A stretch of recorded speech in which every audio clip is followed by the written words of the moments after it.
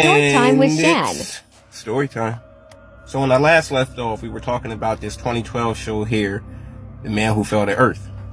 And towards the end of that video, I also mentioned how there was a possible link between Elon Musk and actual aliens. Yo, this shit is actually crazy, because I do not believe they look like that at all. That over there is what we call a city girl.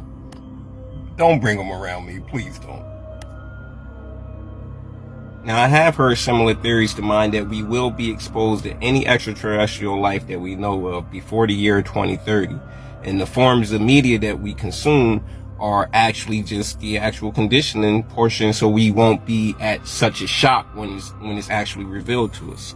Because think about it now, like any other media that you ever watched before that was about UFOs or something, it was always about like them coming to the planet and destroying the planet and take us to your leader and whatever. Seems like nowadays is that the media is kind of changing. It's like, oh no, but aliens are like our friends. And it's kind of, it seems like a wild, stretched out theory, but like you watch the breadcrumbs, follow the breadcrumbs. Do it. But I don't know, I could just be talking shit. I hope I'm talking shit. Now think about it. Have you been hearing the media talk about UFOs more? Did you know about a month ago that Congress just held a big hearing about this? And it was the first congressional hearing held on this subject since 1969. So I wouldn't be surprised if we started seeing more media like this.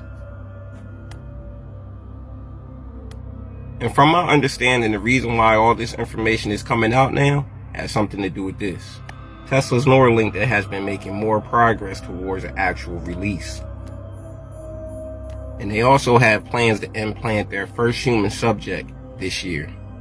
This may also be linked to something that has to do with the 2030 agenda. You could also look that up as well too. Right here, like I said, you can look into that more for, more context and detail.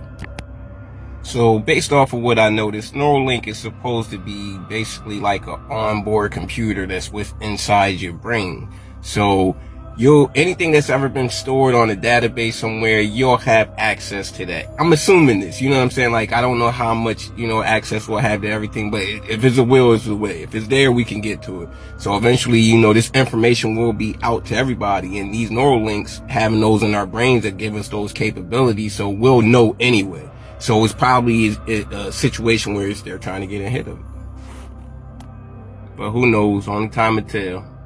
But like always, do your research, be aware, the information's out there.